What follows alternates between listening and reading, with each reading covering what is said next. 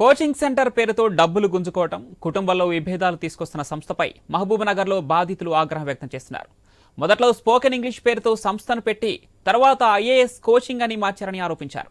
ఇందుకు లక్షలు వసూలు చేశారన్నది మరో అభియోగం. అంతేకాదు, సైక్రియాటిస్ట్ పేరుతో భార్యాభర్తల మధ్య విభేదాలు తీసుకొచ్చారని ఆగ్రహం వ్యక్తం చేస్తున్నారు. చివరకు సర్వస్వం కోల్పోయామంటున్న బాధితులతో మహబూబ్నగర్ ఐ న్యూస్ ప్రతినిధి వెంకటేష్ ఫేస్ టు ఫేస్. నేర్పి వారి అభ్యున్నతికి తోడ్పడతానని ఒక బేస్ స్పోకెన్ ఇంగ్లీష్ అనే ఇన్స్టిట్యూట్ను 20 ఏళ్ల క్రితం వ్యక్తి స్థాపించాడు మహబూబ్నగర్ జిల్లా కేంద్రంలో.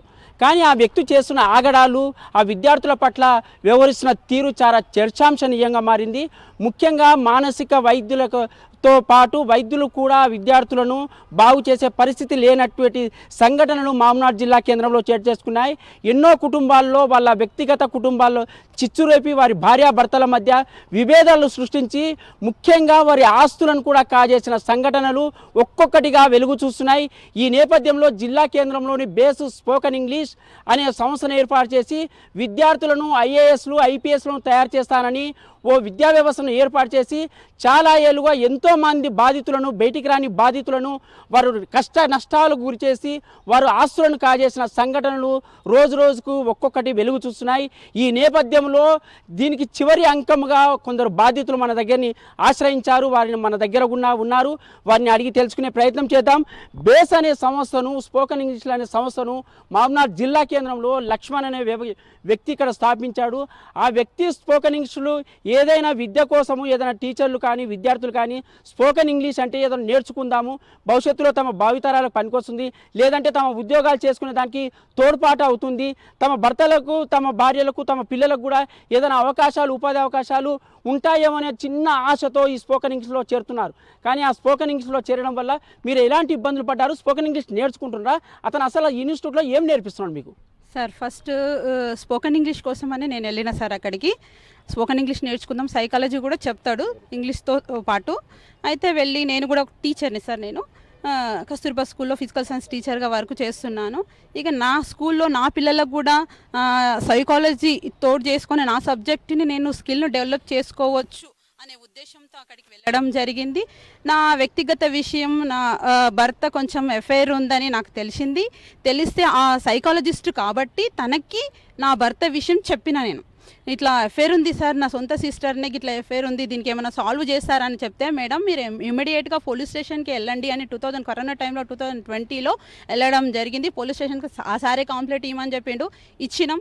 తర్వాత హనుమప్ప సార్ అండ్ సిఐ గారు అప్పుడు అక్కడ ఉండ్రి హ్యూమన్ పోలీస్ స్టేషన్లో దానికి ఆ ప్రాబ్లం కొంచెం సాల్వ్ చేయడం జరిగింది. తర్వాత డాక్టర్ పి లక్ష్మణ్ సైకాలజిస్ట్ అనే వ్యక్తి, మేడం మీరు ఫ్యామిలీ ఫ్యాక్ట్ తోటి మొత్తం అందరూ రండి, నీ భర్తను నీ పిల్లలకి అందరికీ కౌన్సిలింగ్ ఇస్తా, నేను బాగు చేస్తా, దీనికి 5 లక్షల నుంచి 10 లక్షల వరకు అమౌంట్ అవుతుంది అంటున్నా. సార్ ఇంత అమౌంట్ అసలు మా దగ్గర ఉండదు సార్ అంటున్నంటే, ఆ అమౌంట్ లేకున్నా సార్ పర్లేదు, మీ పొలాలు ఏమన్నా ఉంటే చెప్పండి, పొలాలు ఏమన్నా ఉంటే మేము రాసుకుంటే తర్వాత ఇది చేయొచ్చు అంటేనని చెప్పడం జరిగింది. సరే పిల్లలు మంచిగా అవుతారు కదా, సైకాలజీ తోటి వాళ్ళ సబ్జెక్ట్ని నా పిల్లలు రేపటి ఫ్యూచర్, నా పిల్లలు నా భవిష్యత్తు కాబట్టి నా పిల్లలు చిన్న ఉన్నప్పుడు నేను ఇంకా బాగా నేర్చుకుంటారు, నా భర్త కూడా మంచిగా అవుతాడు, నా కుటుంబం బాగుంటుంది అంటేనని నా ఉద్దేశంతో సార్ సరే సార్ అన్న ఒప్పుకోవడం జరిగింది.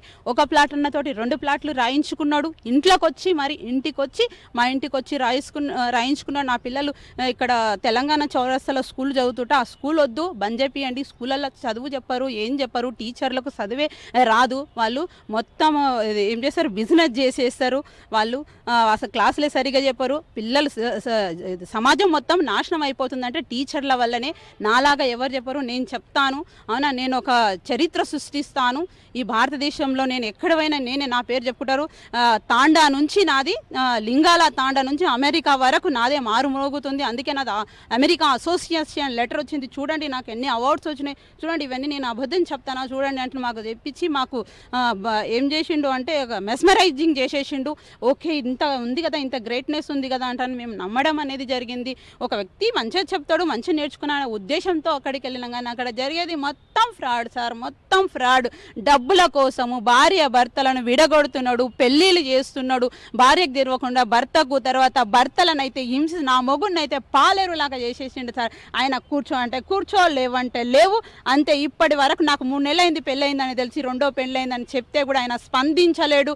నా బాబు, నా పెద్ద బాబు, డాడీ ఎందుకు అట్లా చేసినావని ప్రశ్నించి నా సైడు నా బాబును మాట్లాడితే నా బాబును మొత్తం మార్చేసిండు. ఇప్పుడు డాడీ కరెక్ట్ అని నా బాబు మాట్లాడేటట్లు నా బాబును అతని సైకాలజీతో మొత్తం మౌల్డ్ చేసి పడేయడం అనేది జరిగింది. లక్ష్మణ్కు సంబంధించిన బేస్ సంస్థలో ఎలాంటి అసాంఘిక కార్యకలాపాలు జరుగుతున్నాయి, తమ విద్యార్థులు అంటే తమ పిల్లల భవిష్యత్తు కోసం ఆ సంస్థలో చేర్పిస్తే అక్కడ ఎలాంటి తతంగం నడుస్తుంది, ఒక బాధితురాలు అయితే స్పష్టంగా చెప్తుంది.